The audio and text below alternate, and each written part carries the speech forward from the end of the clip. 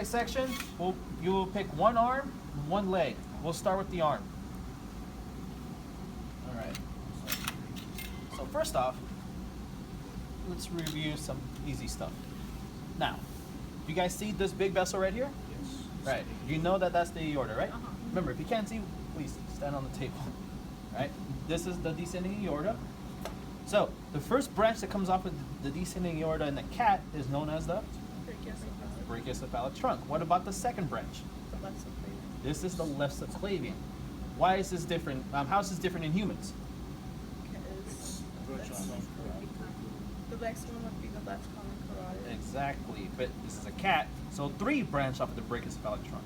The first one is this one right here. Right. That's the right subclavian. Right common carotid. This is the right common carotid, and of course, everyone, this is the left common carotid. Great. Right common, left common. And this is the left subclavian. Now, before I move that way, let's talk about the vein. This big vein here is the superior vena cava. This one right here, superior vena cava.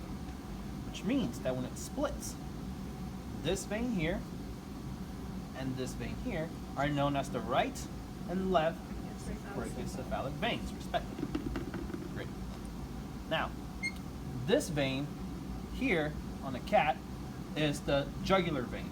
Sometimes on the cat, the internal and external will come together and join in one, right? While in a human, the internal is first and then the external comes in later, right? But this is the jugular vein on the cat. It only has a left. No, it has that right as well, but you're only doing one side.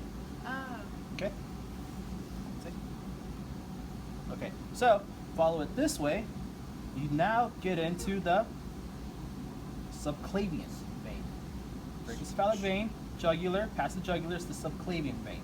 Go further inwards, we're now in the armpit, so it would be the axillary vein. Further inwards, we're now in the arm, so this is the brachial vein. Okay? What about the artery? Well, this is the left subclavian artery.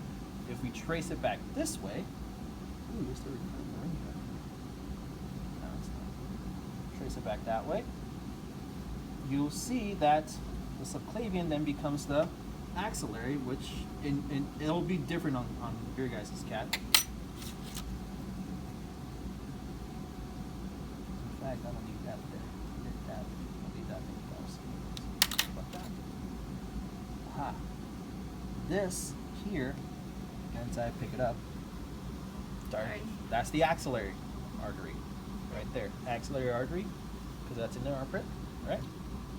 Now, if we go in here, what's that? That's the brachial artery. Now, for you guys, I recommend just stop at the elbow, because this is small, so it would be kind of a pain to look for the ulnar and the radial. We use models for that, or the human. Okay. Now, let's go down this way. Last week, you guys went over this artery here that comes on this side, known as the celiac artery, and this is celiac trunk, and this is the superior mesenteric, and then the inferior mesenteric, correct? Okay. Well, if you follow your descending aorta, which is right here, go down this way, and then you will see this. You'll see a split. You see that split right there? Interesting. Cats do not have a common iliac artery. So that artery you see there is the external iliac artery, which means that this artery in here is the internal iliac. So it just splits. Descending aorta, external iliac, internal iliac artery. You see these two vessels here? This is the lumbar artery and vein. I forget which number, but this is an example. It goes on both sides. Lumbar artery and vein. Okay? It's kind of hard to show you, but haha. This is the testicular vein. Look where it's coming out of. It's coming out of the renal artery. Sorry, the renal vein. See that? See if I tug in, it's tugging on this blue.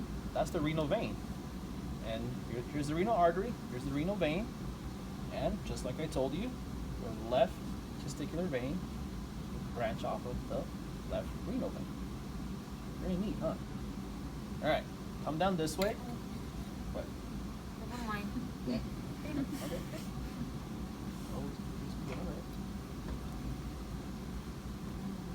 Okay, so let's follow the left external iliac artery.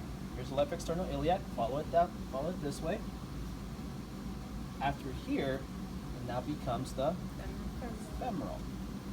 So here is an example of the femoral artery. Right there. That's the femoral. Here's an example of it. Like so. Right? Now, this vein here on the inside, that is the left external iliac artery. Sorry, iliac vein. And then there's the left internal iliac vein down there. So here we see the external iliac artery and vein. Here's the here's the femoral artery and vein. Do you see this big vessel that's superficial? That's the greater saphenous vein. Superficial. But now this does something interesting. The vein and artery go down into behind the knee. And if I remove it, that's behind the knee, correct? So, femoral artery and vein, and now, right at this junction, right here, is now known as the popliteal artery vein. Can you guys see over there? Aha. What's that? See that? Behind the knee is the popliteal artery and vein, right? And from there, they'll split.